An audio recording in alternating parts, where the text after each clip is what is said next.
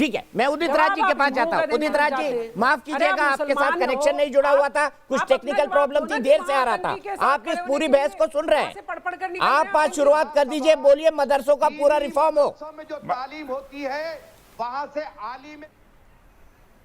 देखिए, ऐसा है कि मैं शुरू से जुड़ा हुआ हूँ और अगर मदरसों में कमी है तो उस कमी को दूर किया जाना चाहिए और ये मुसलमानों के हित में भी है।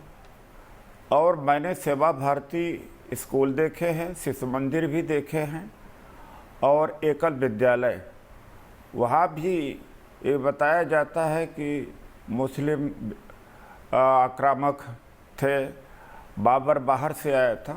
तो जो कम्युनल चीज़ें और आतंकवादी तो बाबर कहाँ से आया था सर? लिटरेचर में सोनीपत से आया था, पानीपत से आया था? मैं आपसे जानना चाहता हूँ, बाबर सोनीपत से आया था, पानीपत से आया था? अरे आप तो सुन तो लीजिए, भोपाल से आया था? अरे आप तो सुन तो लीजिए सर। आपने सवाल, आपने कहा ना बाबर बाहर से आया था, ये पढ़ाया जाता है, तो मैं आपसे पूछ रहा हूँ सवाल। सेवा भारती। अरे सर, मैं आपसे सवाल पूछ रहा हूँ, बाबर कहाँ से आया था? पढ़ाया जाता है, पानीपत से, भोपाल से, इंदौर से, उसके ऊपर भी चर्चा करिए। जो भी धार्मिक शिक्षा दी जाती है, सर मैं तो सवाल पूछ रहा हूँ ना, मैं बिल्कुल चर्चा करूंगा। मुझे बता दीजिए बाबर कहाँ से आया था? मदरसा में गलत है तो भी होना चाहिए ना। मैं आपसे पूछ रहा हूँ, बाबर कहाँ से आया था? सोनीपत से, पानीपत से, इंदौर से, भोपाल से? उन्होंने संस्कृति में श्लोक बोला, आपने पूरा बहस डाइवर्ट कर दिया और वो गलती एक इंसिडेंटली उन्होंने बोल दिया, आपने पूरी बहस को डीरेल कर दिया। अभी फिर डीरेल कर रहे हैं, आप अपना प्रोग्राम खराब कर रहे हैं। मैंने ये कहा कि सेवा भारती, सर मैं यही तो पूछ रहा हूँ आपसे, आप इतने बड़े हैं, वरिष्ठ मेंबर ऑफ पार्लियामेंट रह चुके हैं, सेवा भारती के लिए आपने काम भी किया होगा, 5 साल जब आप बीजेपी में थे। मैं आपसे यही जानना चाहता हूँ। अगर मुझे बोलने दीजिए, नहीं मैं छोड़ता हूँ। अरे सर क्यों नाराज हो रहे हैं? नहीं दे रहे हैं, उदित भाई क्यों नाराज हो रहे हैं? मैं तो यही पूछ रहा हूँ। बाबर, संबित पात्रा जी भी आ गए आपके, मैं तो यही पूछ रहा हूँ आपसे, बाबर कहाँ से आया था? सोनीपत से या पानीपत से, इंदौर से या भोपाल से? आपने कहा सेवा भारती। अरे भाई, जब मैं बता रहा हूँ, मेरे बताइए बताइए, जाइए आप बताइए उदित राज जी, बताइए कहाँ से आया था बाबर? कौन बोल रहे हैं जाइए जाइए? उनके बाप का है क्या? कौन बोल रहा है? अगर नहीं बाप का, तुम्हारे बाप का है? आप ये क्यों कह रहे हैं कि बाबर बाहर से तुम्हारे बाप का है कि जाइए जाइए तुम कह रहे हो? अरे नहीं प्लीज प्लीज उदित राज जी, तुम्हारे बाप का है? झूठ नहीं बोल सकते। एक कौन बदतमीज बैठा हुआ है? तुम्हारे बाप का टेलीविजन है कि जाइए जाइए कह रहे हो? तुम करो, ये हुई ना बात। चुप रहो तुम। आ गए ये दीपक जी कह सकते हो, तुम कौन हो? बाबर कहाँ से आया था? कहाँ से आया था? एक और आदमी, जाहिल आदमी बैठा हुआ है, कहाँ ये जाहिल बैठा हुआ है। हाशमी जी सबको जाहिल कर रहा है। ये बड़ा ही अनपढ़ आदमी है, बड़ा मूर्ख आदमी बैठा हुआ है यहाँ पर। बाबर ने आक्रमण किया था भाई। मैं इस आदमी से नहीं, मेरी बात तो सुनो। पूरी बहस डीरेल कर, वो संस्कृति का श्लोक पढ़ लिया उस आदमी ने, वहां पर पूरा डाइवर्ट हो गया। मदरसा की मेरिट डिमेरिट पर तो चर्चा नहीं हो रही है। अरे भाई, शिक्षा व्यवस्था में जहां भी कम्युनलिज्म पढ़ाया जाए, आतंकवादी हो चाहे मदरसा भी हो, और पकड़ो उसको, ठीक करो, नहीं तो बंद करो, गिरफ्तार करो। चर्चा इस पे होना चाहिए। एक ही संस्कृति के श्लोक पढ़ लिया, उसके पीछे लगे हुए हो, यहाँ क्या हो? आप विषय पे आइए। और दूसरी बात है, दीपक जी हाथ जोड़ से कहूँगा आपसे, जेनू को बर्बाद मत करिए। टुकड़े टुकड़े गैंग है, ये मोदी जी क्या सरकार चला रहे हैं? क्या चला रहे हैं? अरे पकड़ो ना उनको, जेल में बंद करो ना। उमर खालिद जेल में ही है वैसे सर। बदनाम करके देश का उमर खालिद जेल में ही है। जेनू का जो योगदान है, किसी यूनिवर्सिटी का योगदान नहीं हो सकता। जितने आईएएस, जितने एकेडमिशियन, जितने इंटेलेक्चुअल पैदा हुए हैं, जेनू ने पैदा किया, कोई नहीं करा। टुकड़े टुकड़े गए हैं। आईबी किसके पास है? सीबीआई किसके पास है? सरकार किसके पास है? पकड़ते क्यों नहीं? बदनाम करते हैं जेनू टुकड़े टुकड़े गए। आप भी तो टुकड़े गैंग के खिलाफ बोल रहे थे उदित राज जी, जब आप बीजेपी में थे, आप भी यही बोल रहे थे टुकड़े टुकड़े गैंग होती है। प्रूव करिए कि टुकड़े टुकड़े गैंग है। नहीं, यू प्रूव इट कि जो टुकड़े टुकड़े गैंग है वहां पर। Why don't you prove? Tell Modi, tell this government. मदरसों की बात हुई, मैंने संबित, ठीक है उदित राज जी आपने अपनी बात कही, संबित पात्रा जी जुड़ गए हैं, आपकी बात का जवाब देंगे। करते हो भाई, अच्छा सुनिए, झूठ बोलते हो। संबित पात्रा जी, मैंने इनसे पूछा, मैंने कई नाम बताया और मैंने कहा मदरसों से ये टॉप लिस्टेड आतंकवादी निकले हैं, चाहे वो ओसामा बिन लादेन हो, चाहे वो भटकल बंधु हो, चाहे वो जैसे मोहम्मद का सरगना मौलाना मसूद अजहर हो। उदित राज जी, 1 मिनट में आ रहा हूं आपके पास, प्लीज प्लीज प्लीज। जो एकल विद्यालय में कम्युनल चीजें पढ़ाई जाती हैं, मैंने खुद देखा है, मैंने यही सवाल पूछता हूं सर, देखा है, यही सवाल। 5 साल आप गलत पार्टी में रहे उदित राज जी, नहीं बोला था 5 साल पहले, 5 साल आपको बीजेपी में नहीं रहना था, यहाँ बैठा हुआ है एकल विद्यालय वही चलाते हैं, जो जी कह रहा है। ठीक है, अब शांति शांति, ठंडा पानी पीजिए। सवाल यह है यहाँ पर, तो झगड़े लगाने के लिए नहीं, अगर मदरसा खराब है, अगर दीपक की मदरसे खराब है, बिल्कुल चर्चा करिए, बिल्कुल पनिशमेंट होना चाहिए, लेकिन सेवा भारती के ऊपर भी चर्चा करिए, शिशु मंदिर के ऊपर भी करिए।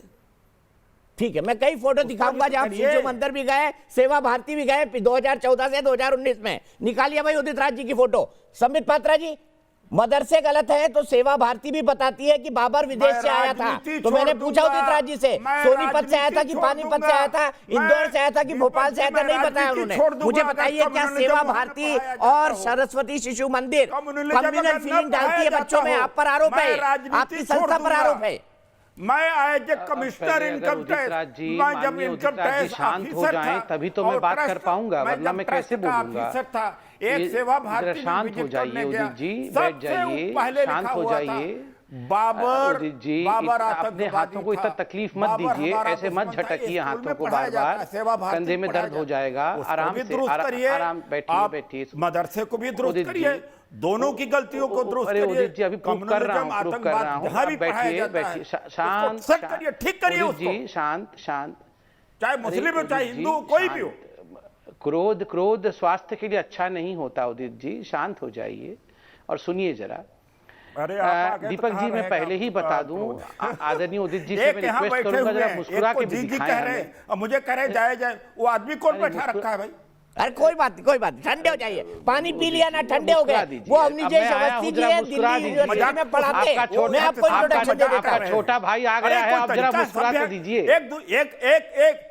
एक प्रवक्ता मैं तो अभी डिबेट में जुड़ा हूं, मैंने तो एक लाइन भी अच्छा अच्छा, कोई बात नहीं उदित राज जी, शांत हो जाइए, शांत गदाधारी भीम शांत, शांत गदाधारी भीम शांत। उदित राज जी, आज हमारे गदाधारी भीम है, सुनिए बात, सुनिए सुनिए सुनिए, बोलिए बोलिए संबित जी। यहाँ कौन है जो बेइज्जत कर रहा था वहां पर, और मुझे कहता जाओ, तुम कौन होते हो? अरे मैं माफी मांगता हूँ उदित राज जी, खामोश हो जाइए, मेरे शो में मैं माफी मांगता हूँ, आप संबित जी की बात सुनिए जरा, वैचारिक स्तर पर बहस होनी चाहिए। अनपढ़ आदमी, असभ्य व्यक्ति, उस वकील का कह रहा है, अरे मैं तो अभी जुड़ा हूं, मैं जान भी नहीं पा रहा हूं क्या हुआ। अब मुझे थोड़ा बोलने दिया जाए, ये कौन सा आदमी? मैं उदित जी का छोटा भाई हूं, थोड़ा मुझे बोलने दिया जाए, क्रोध त्याग दीजिए। होना चाहिए, पढ़े लिखे हो कि नहीं हो क्या? अच्छा उदित जी, सुन तो लीजिए आप, अब गुस्सा नहीं, गुस्सा थूक दीजिए। अब मुझे तो सुन लीजिए, आप गुस्सा और चिंता दोनों चिता के समान है।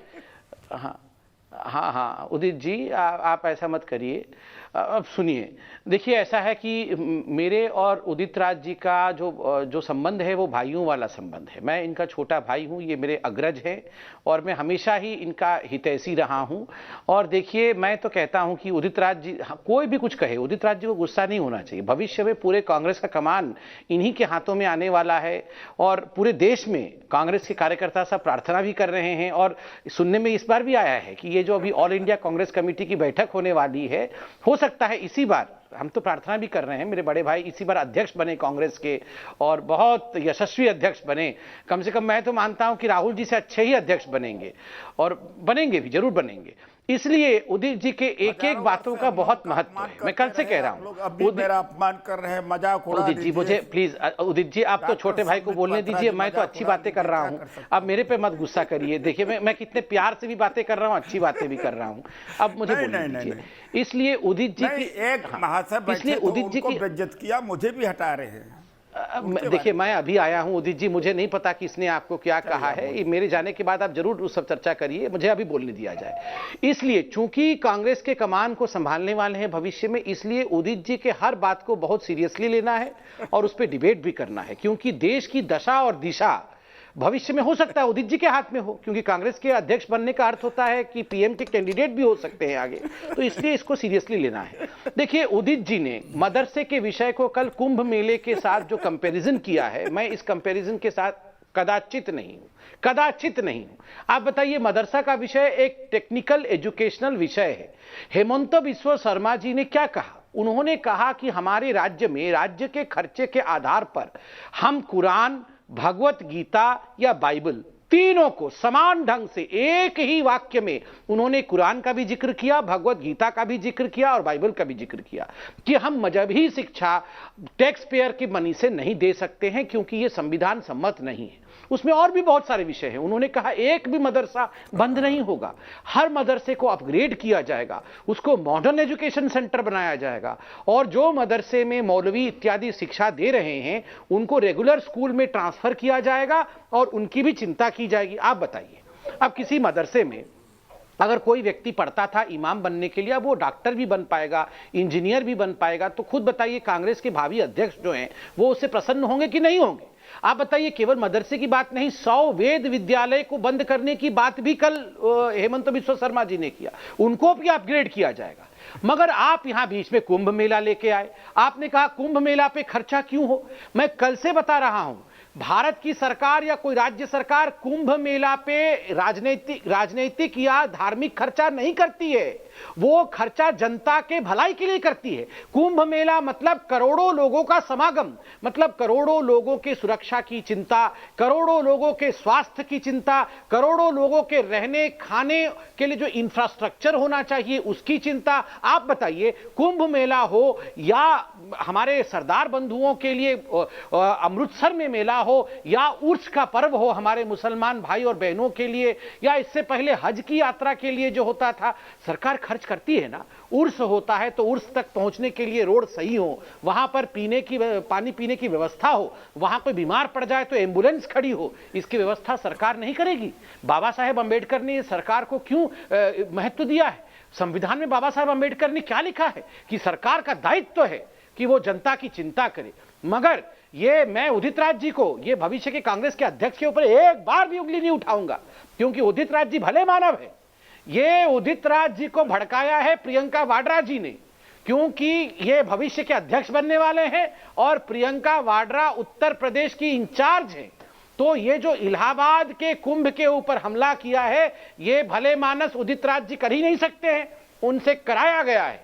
ये सुबह इनको प्रियंका वाड्रा जी ने कहा कि आप ये ट्वीट करिए, फिर जैसे हमने एक्सपोज कर दिया, मैंने प्रियंका वाड्रा जी से ट्वीट करके सवाल पूछा, प्रियंका जी आप ये क्या कर रही हैं?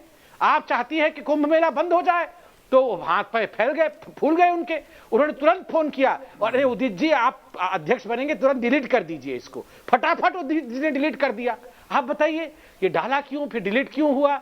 देखिए, उदित जी बुरा नहीं मानेंगे, मगर आप भी जानते हैं दीपक जी, आप इस देश के सबसे वरिष्ठतम पत्रकार हैं।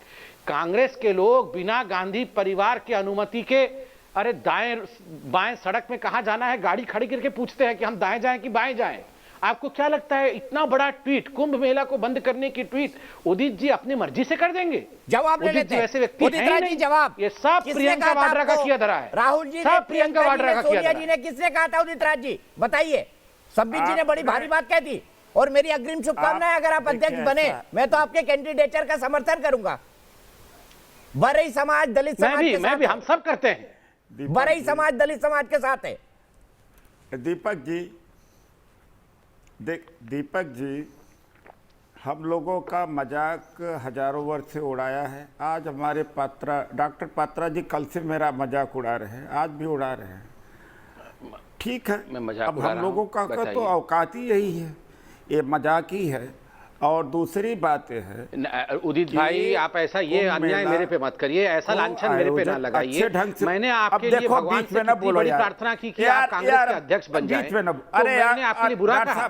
डॉक्टर साहब बड़े लंबा, डॉक्टर साहब लंबा बोला है आपने, मुझे भी बोल रहे, सुन लो डॉक्टर साहब, सुन लो मुझे। बोलिए साहब। मैंने कुंभ मेला बंद करने के लिए नहीं कहा था, और कुंभ मेला मैं वहीं का हूँ, एक रिलीजियस एक्टिविटीज है और हमने बहुत बार ज़मीन लेना चाहा, जहाँ अखाड़े में ज़मीन आवंटित होती हम लोगों को नहीं मिला, पेपर दिखा सकता हूँ, कई साल हम लोग लड़े हैं।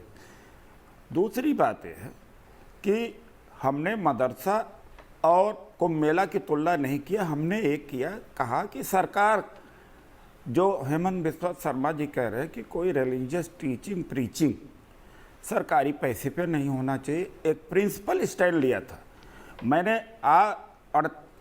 डॉक्टर संबित जी 48 घंटे के अंदर 3 दलित लड़कियों के साथ में रेप किया गया है। सर विषयांतर हो रहा है उदित राज जी, फिर रख लेंगे इसके लिए बहस। ये भी अरे भाई आप तो सुन तो लीजिए, 1 मिनट, आधा मिनट दे दीजिए। ठीक है, आधा मिनट खत्म कर एक दीजिए। हुआ है झांसी में, बाराबंकी में, 12 बंकी में हुआ। अरे आप इस पर बहस करिए, हिंदू धर्म तो यहाँ पर अटका हुआ है। ये दलितों को आप मार रहे हैं वहाँ पर, दलितों के पास रोज वहाँ पर आक्रमण हो रहा है। 48 घंटे में 3 दलित लड़कियों के साथ हुआ। अरे इस पर बहस करिए ना। आपका हिंदू धर्म तो दलितों पिछड़ों के ऊपर टिका हुआ, वो मारे जा रहे हैं वहाँ। दलित भाई भी हिंदू धर्म का हिस्सा है, आप ना माने। वहाँ दलित भाई भी हिंदू धर्म का हिस्सा है। इस बार इस बार योगी जी इंतजार कर रहे हैं, मौलाना कादरी भी कर रहे हैं। उदित राज जी रुकिए, आपने अपनी बात कह दी। इस बार कुंभ मेला अच्छा कराए और अच्छा कराए। योगी जी कुंभ मेले का मैनेजमेंट दे दीजिए, बट का मैनेजमेंट दे दीजिए, चीफ मिनिस्टर किसी और को बना दीजिए। वहाँ दलित के लिए कसाई घर हो गया उत्तर प्रदेश में, रोज घटनाएं, उसके बारे में डॉक्टर साहब चिंता कर लीजिए। ये तो वोट बैंक के हिंदू हैं आपके वोट में। ठीक है उदित जी, हो गया। संबित जी एक क्विक जवाब मुझे बाकी पैनल के पास भी जाना है। देखिए मुझे बड़ा आश्चर्य लगा, 2-3 फैक्ट मैं यहाँ बता मैं किसी से परमिशन नहीं लेता हूँ। बीजेपी में मोदी जी से परमिशन लेता, कांग्रेस जैसा डेमोक्रेटिक आप तो छोटे भाई को बोलने दीजिए। जब मैंने अपने ट्वीट को रिस्टोर किया, थोड़ा सा डेमोक्रेसी में मुझे भी बोलने अच्छा ठीक है, कांग्रेस ठीक है, आपने नहीं ली राहुल प्रियंका से परमिशन, आपने नहीं ली, देश को मालूम पड़ गया, देश को मालूम पड़ गया। उदित राज जी, संबित जी जल्दी से, बाकी सब इंतजार कर रहे हैं, मौलाना साहब इंतजार कर रहे हैं, शबनम बहन भी इंतजार कर रही है। मैं क्यों घसीटूं उनको, अब मुझे बोलने दीजिए। धन्यवाद। देखिए मैं पहले तो, इन्होंने, मेरे बड़े भाई उदित राज जी ने कहा कि मैंने उनका मजाक उड़ाया। आप बताइए, कांग्रेस पार्टी के अध्यक्ष बन जाए मेरे बड़े भाई उदित राज जी, ये मजाक उड़ाना है कि ये इससे बड़ा तो कोई शुभ चिंता हो ही नहीं सकता है। और इन्होंने कहा कि हजारों वर्षों से अरे हजारों वर्षों से मजाक उड़ाया जा रहा था, मगर दलित अध्यक्ष बन जाए कांग्रेस पार्टी का, ये कैसे मजाक उड़ाना हो गया।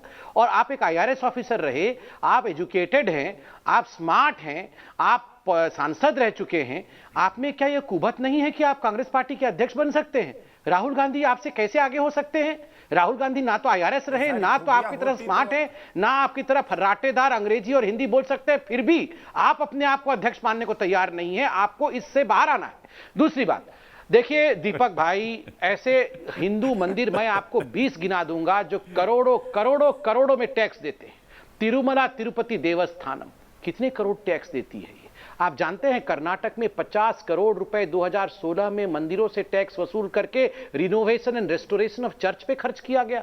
हमने एक ऊंचू किया। आप जानते हैं कोरोना के समय तमिलनाडु में मंदिर से 10 करोड़ रुपए जबरन टैक्स वसूल करके उसको हॉस्पिटल में खर्चा किया। किसी हिंदू ने कहा कि नहीं होना चाहिए। केरल में क्या किया गया? गुरुवायूर के मंदिर से पैसा लिया गया कोर्ट के ऑर्डर के बावजूद, 5 करोड़ रुपए। किसी ने ऊंचू किया? किसी ने नहीं किया। अब बेचारे उसी मंदिर के किसी कार्यक्रम के स्वास्थ्य के लिए, सुरक्षा के लिए अगर खर्च कर दिया जाए तो कितनी आपत्ति हो रही है। दूसरी बात, इन्होंने कहा रेप, दलित, ब्राह्मण, ठाकुर किसी की बेटी के साथ रेप जैसा जघन्य अपराध ईश्वर करे कभी कोई बर्दाश्त न करे। इस पर डिबेट हर दिन होना चाहिए और एक्सपोज हमें करना चाहिए। मगर मैं एक बात पूछना चाहता हूं, बलरामपुर में जब एक विशेष समाज के लोग दलित के रेप कर देते हैं तो वो डिबेट नहीं होता है। राजस्थान, उदित जी देखिए, आप भविष्य के अध्यक्ष है कांग्रेस पार्टी के। मैं बिल्कुल, हम सब्जेक्ट से बाहर जा रहे हैं सर, आप कंक्लूड करिए, फिर मैं सब्जेक्ट पे आगे बढ़ता हूं। हाँ, देखिए चूंकि इन्होंने कहा कि दलित रेप पे डिबेट होना चाहिए, जो सिलेक्टिविज्म है, दलित लड़की के साथ, 2 दलित लड़कियों के साथ, माइनॉरिटी दलित लड़की, छोटी थी वो उम्र में भी, उनके साथ रेप हुआ राजस्थान में। राजस्थान के अशोक गहलोत ने कहा कि अच्छा ये तो अपने मन से गई थी, और बताइए उसके ऊपर एक शब्द नहीं बोले उदित राज जी, जस्ट बिकॉज ये कांग्रेस के अध्यक्ष बनने वाले हैं और अशोक गहलोत कांग्रेस के ही है, इसलिए नहीं बोला। उस समय परिसंघ याद नहीं आया कि मैं भी परिसंघ का अध्यक्ष हूं, मैं तो आवाज उठाऊंगा, दलित चाहे कांग्रेस के राज्य का हो चाहे बीजेपी के राज्य का हो। इसीलिए मैं कहता हूं उदित जी, आपका व्यक्तित्व छोटा नहीं है, आपका व्यक्तित्व बहुत घना है। पूरे भारतवर्ष में आप उदयमान हो, कांग्रेस को आप दिशा दें। इस कारण से ये जो सिलेक्टिविज्म राहुल और प्रियंका कर रहे हैं इसको आप छोड़िए, और जो भविष्य का अध्यक्ष हो वो सिलेक्टिविज्म और चयनात्मक राजनीति ना करे, ये अपील मैं आपसे करता हूं।